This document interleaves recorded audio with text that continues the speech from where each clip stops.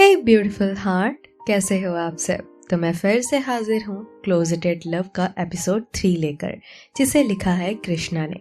Last episode में हमने सुना कि सुमन और कीर्ति के बीच थोड़ी लड़ाई हो गई थी और लड़ाई की वजह थी वेडिंग का प्रेशर और मिसअंडरस्टैंडिंग। एक तरफ एक्सपेक्टेशन का बोझ था और दूसरी तरफ अपनी फीलिंग्स और फ्रस्ट्रेशन का क्लैश। दोनों अपनी जगह सही थे, पर ईगो और गुस्सा ने सिचुएशन को थोड़ा और कॉम्प्लिकेटेड बना दिया था। लेकिन कीर्ति सुमन को मनाने के लिए एक आइसक्रीम का डिब्बा और एक नोट लेकर उसके दरवाजे पर पहुंच चुकी थी। अब आगे सुमन ने आइसक्रीम का डिब्बा लिया और उस नोट को पढ़ा। उसे पढ़ के उसके चेहरे पर मुस्कान आ गई। Oh my God, efforts! कहीं मुझ पर डोरे तो नहीं डाल रही हो तुम? उसकी बात पर मैंने थोड़ा कंफ्यूज्ड होके पूछा, डोरे व्हाट? तब उसने जवाब दिया, नथिंग, अच्छे आईक्यू वाले जोक्स आपको समझ नहीं आएंगे। फ्रेंड्स? कहते हुए उसने मेरी तरफ हाथ बढ़ा दिया। फ्रेंड्स, कहकर मैंने भी उसका हाथ थाम लिया। कुछ ऐसे ही हमारी दोस्ती की शुरुआत हुई। खैर, अगले दिन से सुबह सुमन कॉलेज जाती और शाम को पार्क में मैं सुमन का इंतजार करती। हम साथ घर तक आते। रास्ते में कुछ खामोशी साथ चलती तो कुछ बातें। दिन में मम्मी मुझे 2-3 लड़कों का बायोडेटा दिखाती, मैं रिजेक्ट करती या कुछ ऐसा करती कि सामने वाला ही रिजेक्ट करते। ऐसे ही कुछ दिन बीत चुके थे। सुमन से दोस्ती और बेहतर हो चुकी थी। डिनर के बाद हम घंटा भर छत पर टहलते और ना जाने कहाँ कहाँ की बातें करते। हमारे बीच में बातों के टॉपिक्स मिनट मिनट में बदल जाते। सुमन अपनी यूनिवर्सिटी के बारे में बताती कि किस स्टूडेंट ने क्या किया। वो जब बताती कि किसने उसे प्रपोज करने की कोशिश की तो मुझे ना जाने क्यों जलन सी होती, लेकिन मैं उन ख्यालों को हमेशा इग्नोर कर दिया करती थी। जब मैं छोटी थी तो हमेशा से मुझे घर का सबसे अच्छा स्पॉट छत लगता था। घंटों तक यहीं बैठी रहती थी। आसमान में ना जाने क्या ताकती थी।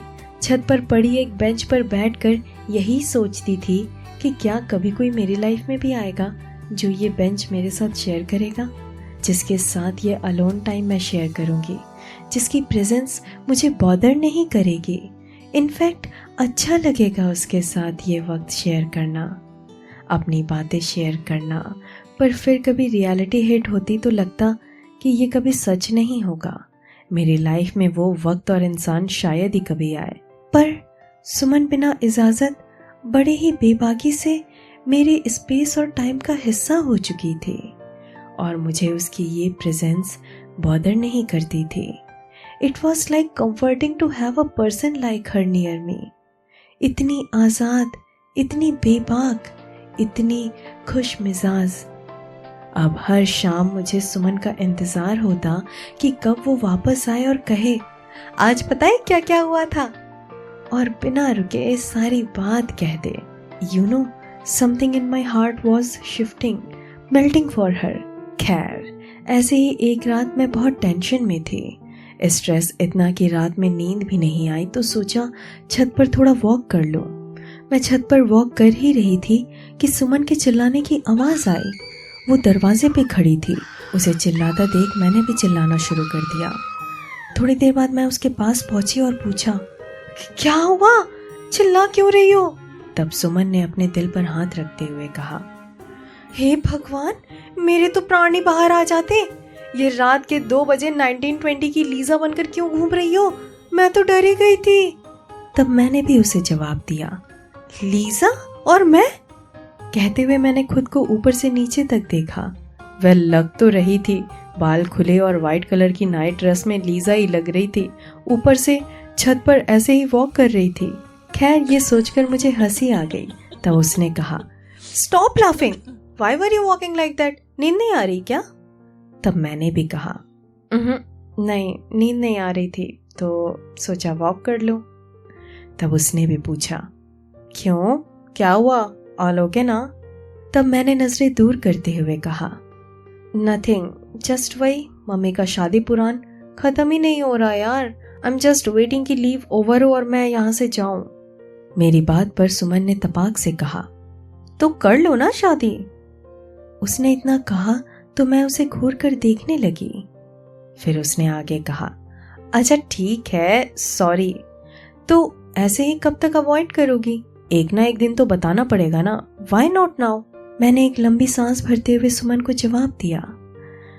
इट्स नॉट ईजी ना सुमन, दे आर रियली कंजर्वेटिव। मैंने एक बारी मम्मी पापा को प्राइड परेड की वीडियो सेंड की। दे वर लाइक कि ये क्यों भेजा है हमें, ये सब पागलपन है। उनके लिए इधर दे आर मेंटली इल और वेस्टर्न इन्फ्लुएंस। नेचर ने एक लड़के को लड़की के लिए बनाया है and vice versa, they are अब नॉर्मल फॉर देम। एंड अगर मैंने घर पर बताया तो कहीं वो मुझे डिसऑन ही ना कर दे।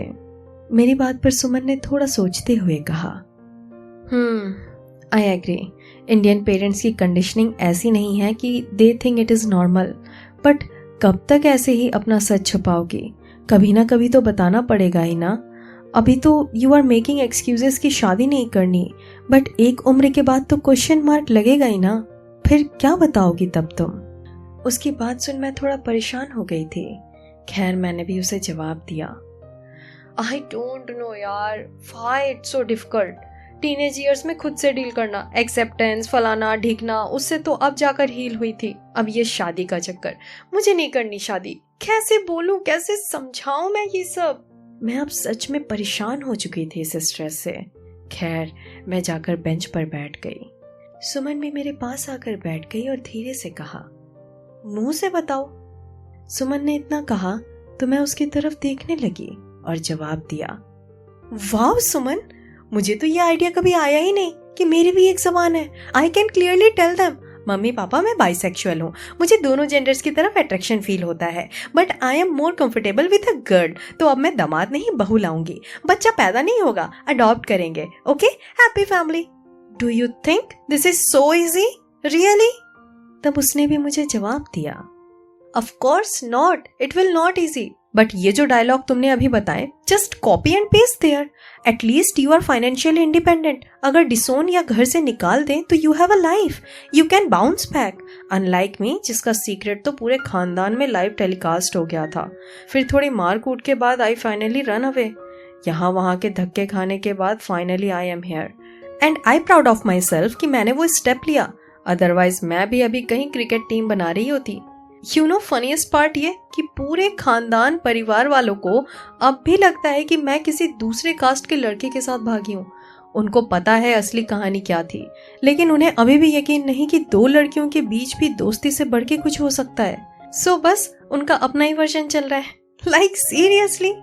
सुमन का मोनोलॉग सुन के I was curious to know her story. तो मैंने उससे कहा, सो व्हाट्स योर स्टोरी? मैंने सुमन से पूछा तो उसका मुस्कुराता चेहरा सीरियस हो गया। उसने जवाब दिया, बहन it was really traumatic, I don't want to reveal those moments. वैसे तो मेरे दिमाग ने आधे मोमेंट इरेज कर दिए हैं, but still those moments haunt me. और वो सब मैं किसी और दिन डिटेल में सुनाऊंगी, आज नहीं। बट तुम मुझे ये बताओ। तभी मैंने सुमन को बीच में टोकते हुए कहा, एक मिनट, प्लीज डोंट कॉल मी बहन। बाइसेक्सुअल होते हुए भी आज तक सिंगल हूँ, तुमसे मुझे बहन का रिश्ता नहीं बनाना। मैंने उसे पपी आई से देखते हुए कहा। तब उसने जवाब दिया, ओहो नो बहन, फ्लर्ट कर रही हो? हाँ आई नो, मेरी beauty and sense of humour ही ऐसी है कि लोग मेरे प्यार में पड़ ही जाते हैं। उसकी बात सुन मेरे चेहरे पर एक मुस्कान आ गई, क्योंकि सुमन अब 7वें आसमान पर जो थी। खैर मैंने आगे कहा, ओके तुम कुछ बोलने वाली थी उस वक्त, बट मैंने तुम्हें टोक दिया था, बताओ क्या बोलने वाली थी? तब उसने कहा, ओ यस, तो सुनो मिस कीर्ति अवस्थी। कहते हुए उसने मेरे दोनों कंधों पर हाथ रखकर उठाया और मोटिवेशनल स्पीकर की तरह बोलना शुरू किया। You are a financially independent girl. You have a nice job and home in Germany. You don't need approval from your parents to accept yourself or marry anybody. Just cut the umbilical cord and take the responsibility in your hand. ये तुम्हारी life है। तुम्हें किससे प्यार करना है, शादी करनी है या whatever जो भी करना है, that has to be your call, okay? You need to go down there and tell them very honestly what you are, what you have been through all these years. I know queer होना तुम्हारी choice नहीं थी, लेकिन उसको accept करना और कराना तुम्हारी है। Also अगर वो तुम्हारी बात समझ रहे हैं then good for you, और अगर नहीं समझ रहे हैं then also good. Things will take time, तुमको खुद को एक्सेप्ट करने में वक्त लग गया, so give them time too, they are an old generation, 2-3 हफ्ते उनका दिमाग हैंग हो जाएगा, लेकिन if they really love you they will understand you, okay? उसके इस लेक्चर के बाद मैं कुछ बोल नहीं पाई, मैंने भी बस हाँ में सर हिलाया। उसने आगे बोलना जारी रखा, also you should not feel unhappy और guilty for being who you are, and you know उनकी एक्सपेक्टेशंस तोड़ने का गिल्ट नहीं लेना है तुम्हें। देखो, पेरेंट्स खुद ही एक्सपेक्टेशंस बना लेते हैं अपने बच्चों से विदाउट आस्किंग और knowing what they really want. उनकी एक्सपेक्टेशन इस सोसाइटी को फीड करने के लिए है। You don't need to entertain और cater this bullshit society. I know उन्होंने तुम्हारे लिए बहुत एफर्ट्स किए हैं और ये हर पेरेंट्स का काम होता है, और बचपन से उन्होंने तुम्हारी शादी की प्लानिंग भी कर ली होगी, यू नो एक्सपेक्टेशंस बना ली होंगी, जिससे उन्हें हर्ट भी होगा, but eventually things will fall into their place. Just have some patience and cool mind, okay? मैंने भी ओके कहा तो सुमन ने मेरे दोनों कंधों पर थपथपाया और बोली, so go commando and face your truth. मैंने भी कहा, यस मैम, अभी जाऊं? तब उसने जवाब दिया, रात के 3 बज रहे हैं, जैसे मुझे डराया उन्हें तुम हार्ट अटैक ही दे दोगी, अभी सोने दो, सुबह बताना। सो डम यू आर, कितना समझाना पड़ रहा है। आई विश कि मेरे पास भी कोई होता। इतना कहकर सुमन अपने कमरे की तरफ बढ़ चली।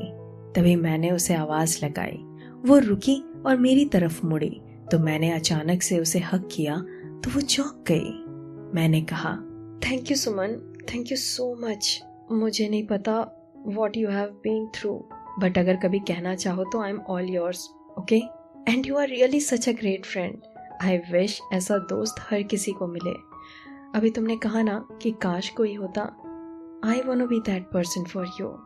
If you ever feel sad or low, you can come to me. I'm always here, okay? तब सुमन ने ड्रामेटिक वे में कहा, Oh my God, so heavy lines for me. Well, thank you. अब मैं हूँ ही इतनी खास, even you can't resist my charm, हाँ? उसने अपनी आंखों से इमेजिनरी आंसू पोंछते हुए कहा तो मैंने भी कहा, गुड नाइट सुमन। इतना कहकर मैं अपने कमरे के पास आ गई। तब उसने अनाय होते हुए कहा, Why do you call me सुमन? तब मैंने जवाब दिया, Because I like it and I like you too. कहते हुए मैं कमरे में आ गई। खैर, क्लोजेट से बाहर आने का टाइम तो हो चुका था। I was still not ready.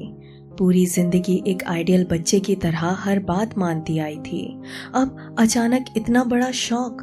उनका क्या रिएक्शन होगा, यही सोचते सोचते मैं कब सो गई पता नहीं चला। सुबह उठी और रेडी होकर नीचे चली गई।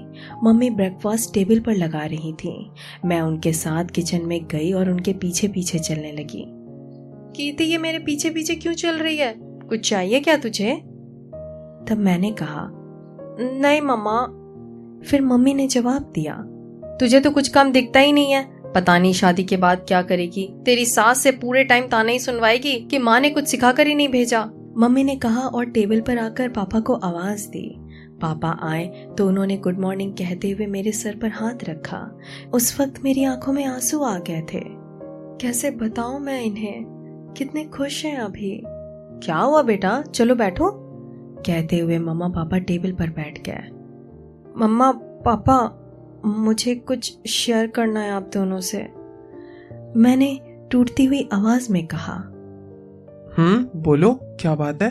पापा ने प्लेट अपनी ओर खींचते हुए कहा, मैं ना शादी नहीं करना चाहती, कहकर मैंने अपनी नजरें थोड़ी झुका ली थी। वो तो तू जब से यहाँ आई है तब से कह रही है, हमें समझ नहीं आता क्यों नहीं करना चाहती, कोई दिक्कत है, कोई ऑलरेडी पसंद है? मम्मा ने सर्व करते हुए कहा। वो एक्चुअली आई एम बाइसेक्सुअल, मैंने हिचकिचाते हुए अपनी बात उनके सामने रख दी। What sexual? पापा ने शॉक होते हुए पूछा। बाइसेक्सुअल मतलब मुझे लड़के लड़कियां दोनों पसंद आ सकते हैं romantically, and I am more inclined toward female. मुझे आज तक किसी लड़के से वो अट्रैक्शन फील नहीं हुआ जो एक लड़का लड़की एक दूसरे के लिए फील करते हैं। मैंने सब कुछ एक सांस में बोल दिया था। कमरे में सन्नाटा छा चुका था। थोड़ी देर में मम्मी ने गुस्से में कहा, तुम ये क्या कह रही हो? तुम्हें समझ भी आ रहा है? सुन पा रही हो खुद को? उनकी बात पर मैंने धीरे से कहा, हाँ मम्मा, मैं कैसे और किन शब्दों में समझाऊं आप दोनों को? ऐसा कुछ नहीं है, दिस इज नेचुरल। मैं ही नहीं, हजारों लोग हैं ऐसे हर जगह। Homosexuality is natural and it is not crime. अब तो सुप्रीम कोर्ट ने भी इसे लीगल कर दिया है। मैं अब और इसे नहीं छुपा सकती, इसलिए आज बता दिया। आपको एक्सेप्ट करना है करिए, नहीं करना है मत करिए। Take your time, but please एक बार समझने की तो कोशिश करिए। इतना बोलकर मैं वहीं खड़ी रही। मम्मी की आंखों में गुस्सा था। उन्होंने कहा, हे भगवान, हमारी तो सारी उम्मीदें ही मिट्टी में मिल गई। क्या पाप किया था हमने कि ऐसी बेटी हमारे नसीब हुई? मुझे तो सोचते हुए भी शर्म आ रही है। तुम्हें करते हुए नहीं आई? छी, ये सब सुनने से पहले मर क्यों नहीं गए? तू एक काम कर, जा जहर लाकर हमें दे दे, ठीक है? फिर जो करना है कर लेना, जिससे शादी करनी है कर लेना। हमसे नहीं देखा जाएगा ये सब। इससे अच्छा है तो हम बेऔलाद ही होते। मम्मी अपना सर पटक रही थी और रो रही थी। उनकी ये हालत देखकर मेरी आंखों से भी आंसू बहने लगे। तभी एकदम से पापा बोल पड़े, जहर में क्यों पैसे वेस्ट करना है? कहते हुए पापा अंदर गए और गन लेकर आए। देख कीर्ति, आज तुझे हम में से और अपने इस फितूर में से किसी एक को चुनना होगा। कहते हुए उन्होंने गन लोड की और अपने सर पर लगा दी। पापा ये सब क्या है? डोंट डू दिस पापा। कहते हुए मैं उनसे गन छीनने की कोशिश की और इसी छीना झपटी में ट्रिगर दब गया। अचानक से इतनी तेज आवाज पूरे कमरे में गूंज गई, पापा!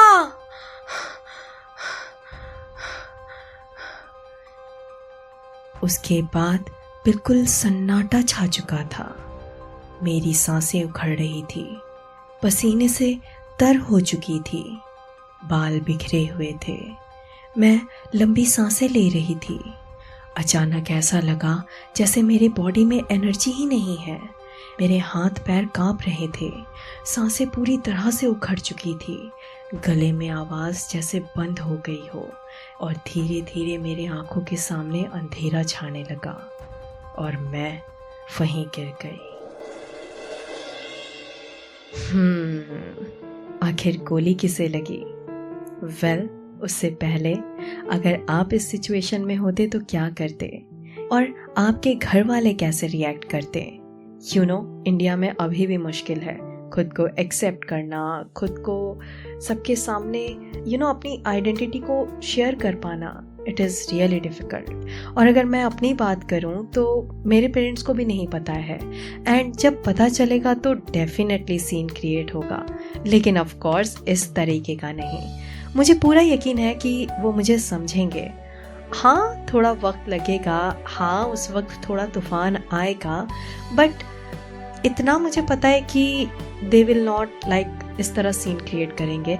एंड वन मोर थिंग, अगर मुझे कभी बताना हुआ या सबसे पहले मुझे अगर एक्सप्रेस करना हुआ तो मैं अपने पापा को बताऊंगी, बिकॉज आई नो वो पहले मेरी बात को सुनेंगे, वो रिएक्ट नहीं करेंगे। बट शायद मैं मम्मा को नहीं शेयर कर पाऊंगी, एंड डेफिनेटली कभी ना कभी तो मैं ये चीज़ ज़रूर रिवील करूंगी और उसके लिए ऑफ कोर्स पापा को ही बताऊंगी। लेकिन स्टोरी में आगे क्या होगा ये तो हमें नेक्स्ट एपिसोड में ही पता चलेगा। तो जानने के लिए सुनते रहिए closeted love written by Krishna only on purple love stories पर। लेकिन हाँ, कमेंट में ज़रूर बताना कि अगर आपने कभी अपनी आइडेंटिटी रिवील करी तो आपके घर में क्या सीन होगा।